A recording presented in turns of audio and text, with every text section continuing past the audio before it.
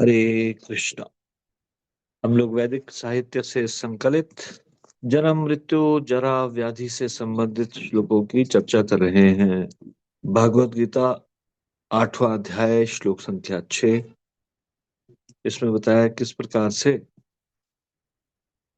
हमको मृत्यु के समय जैसे मन की स्थिति हो उसके अनुसार दूसरा शरीर मिलता है। यं यं वापि स्मरन् भावं जत्यन्ते कलेवरम् तम तमेवेति कौन्तेय सदा तद्भाव भावितः। हे कुंती पुत्र, शरीर त्यागते समय मनुष्य जिस जिस भाव का स्मरण करता है वह उस भाव को निश्चित रूप से प्राप्त होता है। फिर भगवत गीता का ही 13वें अध्याय का 24वां श्लोक, इसमें बताया है जन्म मृत्यु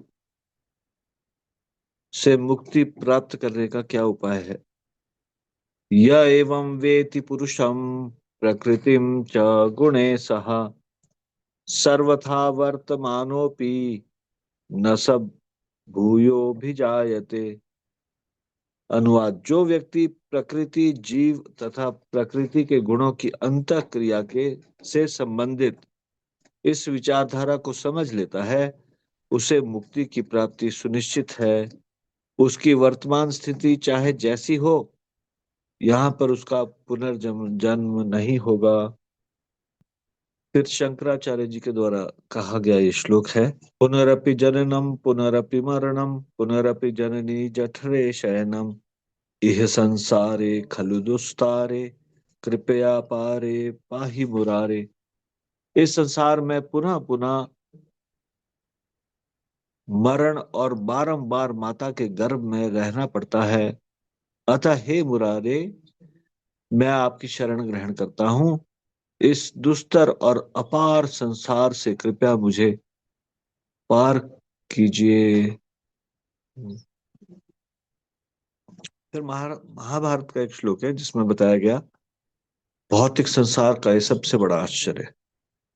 अहन्यहन्नि भूतानि गच्छन्ति ह यमालयम् शेषाः स्थावरमिच्छन्ति किम आश्चर्यम् अतः परम।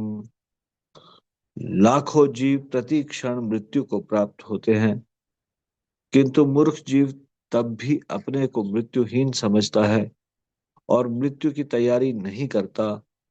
इस संसार की सबसे आश्चर्यमय वस्तु यही है। अब वायु पुराण का अध्याय संख्या 102 श्लोक संख्या 63, 64, 65, 66, ये 4 श्लोक। सूत गोस्वामी और ऋषि मुनियों का संवाद। श्रोत्रजा नेत्रजा चैव घ्राणतस्तथा पुनर्भव करी दुःखा कर्मणा जायते तुषा सतृष्टो सतृष्णोडभिहितो बालः स्वकृतेः कर्मणः फलेः तैलपाली कवज्जीव तत्रैव परिवर्तते। तस्मात् स्थूलमनर्थानां ज्ञानम् उपदिश्यते तं शत्रुं वधार्येकं ज्ञाने यत्नं समाचरेत्। ज्ञानाधि त्यज्यते सर्वं त्यागात् बुद्धिर्विरज्यते वैराग्यात् शुध्यते चापि शुद्ध सत्वेन मुच्यते। अनुवाद: कान से, नेत्र से, चमड़े से, जीभ से और नाक से पुनर्जन्म के कारणभूत कर्मों का जन्म होता है। ये 5 प्रकार के विषय है जो मनुष्य के पुनर्जन्म का कारण बनते हैं। यहाँ पे बोल रहे हैं कान से, नेत्र से, चमड़े से, जीभ से और नाक से पुनर्जन्म के कारणभूत कर्मों का जन्म होता है। अपने अपने किए गए कर्मों के फल से ही अज्ञ जीव की इंद्रियों द्वारा उपभोग्य विषयों की तृष्णा में फंसकर दुखों का अनुभव करना पड़ता है। वह तेली के बैल के समान उन्हीं विषयों में बार बार चक्कर काटता रहता है।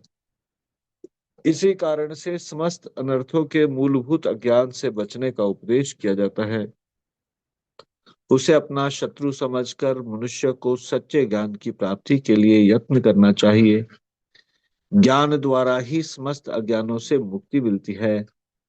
अज्ञान त्याग से सांसारिक विषय वासनाओं से वैराग्य होता है। वैराग्य से मन की शुद्धि होती है और मन शुद्धि से सात्विक भावनाओं का उदय होता है, जिसके द्वारा मुक्ति की प्राप्ति होती है। तो इस विषय ये जन्म मृत्यु जरा व्याधि से श्लोकों की चर्चा आज समाप्त होती है। कल से एक नए विषय पे हम चर्चा करेंगे।